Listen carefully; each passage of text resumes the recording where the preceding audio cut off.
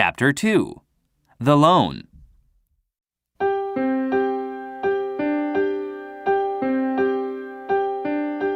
Meanwhile, in Venice, Antonio and Bassanio found Shylock. He was at the Rialto as usual. "Shylock, I have a request for you," said Antonio.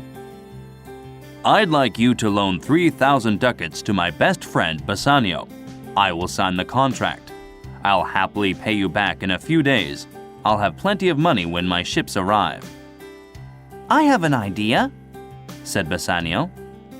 "Why don't we go out to dinner? We can talk more about this loan." "I never eat with Christians," grumbled Shylock. "I may lend them money or do business with them, but I don't eat with them. Not ever." "Very well," said Bassanio. "Why don't you just lend me the money then? You know that Antonio will pay you back." As Shylock listened to Antonio and Bassanio, he became angrier and angrier. How foolish these two men were. They knew how much he hated them, and yet they were asking him for a loan. He was determined to make Antonio pay dearly. "Shylock," yelled Antonio, "are you going to lend us the money or not? Answer me." Shylock answered him slowly. "Do you remember all of those times that you insulted me in a loud voice that everyone could hear? You once spat on me and called me a dog, and now you want to borrow money from me, a dog." "Look, I'm not asking you a favor. You can charge me any interest you want. I don't mind. My ships will arrive any day now." "All right, Antonio. I'm willing to lend you the money. I won't even charge you any interest. Just pay me back the loan on time." Antonio couldn't believe his ears. "What did you say?" "I said you didn't know me. You always call me a cheapskate, but I am not. I will help you. I won't even charge you a single ducat. However, there's something I'm worried about. What if you don't pay me back?" "Don't worry, Shylock. I'll pay you back." "Well, I need some kind of a guarantee, don't I? 3,000 ducats is a lot of money. If you don't pay me back on time, I want a pound of flesh. I'll take a pound of flesh from any part of your body." Antonio didn't like what Shylock proposed. "No, I'd rather pay some interest if I'm late on the payment."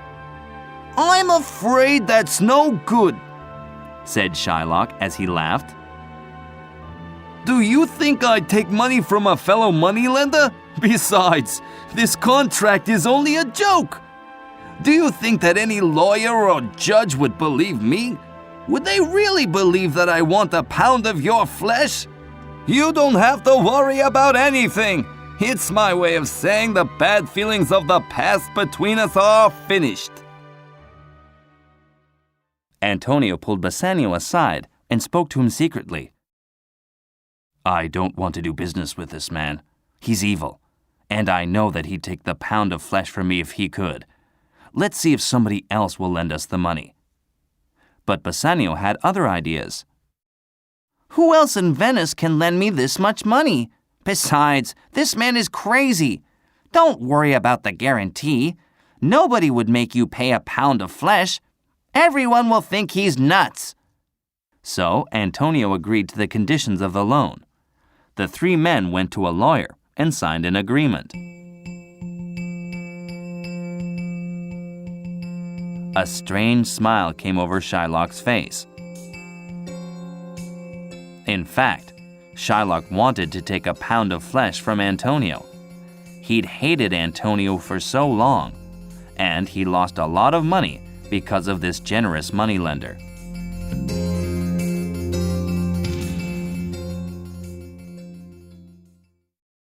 Bassanio took the money that Antonio had borrowed, although he had a bad feeling about the loan contract. he bought many gifts and clothes that he needed to propose to Portia. He then loaded the gifts into a carriage. He and his servant, Graciano, went to Portia's house with the carriage. When Bassanio arrived, Portia was delighted. She had hoped that he would return for her. She was in love with him. Portia, I'm so happy to see you again, said Bassanio. But I have something awful to tell you. I'm broke. I have no money. Bassanio, don't worry about that. I have all of the money we need. Money means nothing to me. The only thing you have to worry about is choosing the right box. Then we can live happily ever after. Portia told Bassanio about her father's contract.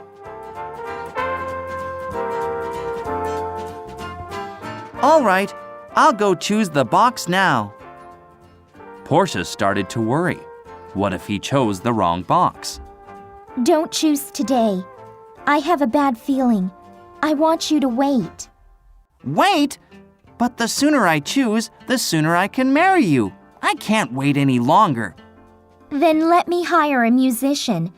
Maybe the music will help you think more clearly. A little while later, a musician came. He began to play soothing music.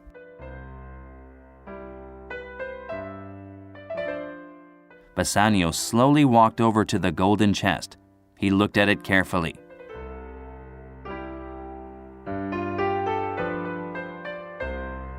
This can't be it, he said to himself. It's too obvious. Everyone would choose the golden one first. I think Portia's father wanted to separate the wise men from the fools. Then he walked over to the silver chest. If men didn't choose the golden chest, then they would choose this one. That's obvious as well. Bassanio's eyes settled on the lead chest. This is the least obvious choice. I don't think anyone else would choose this one. He opened the box.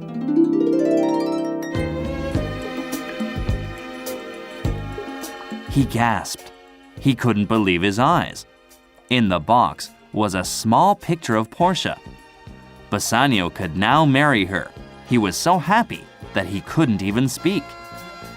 Portia put her arms around him and said, Oh, Bassanio, I'm the luckiest woman in the world. Yesterday, I was just a girl with a lot of money. Today, I'll be a wife. Please, take this ring and show me you will accept my proposal. Put it on and promise me that you'll never take it off. I am lucky too, said Bassanio. Yesterday, I was poor and lonely. Today, I will be married to the most beautiful woman in the world. I promise that I'll wear this ring forever, until I die. I swear.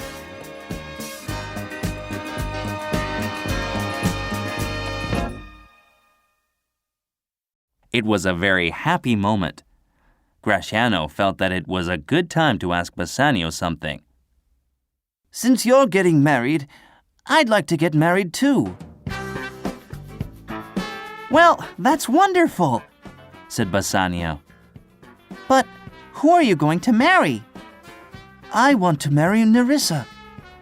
Bassanio and Portia were very surprised. I didn't know you wanted to get married, Nerissa, cried Portia. This is a great day. That evening, the couples got married. Bassanio and Graciano wore golden rings that they promised never to take off. They were the happiest men in the world.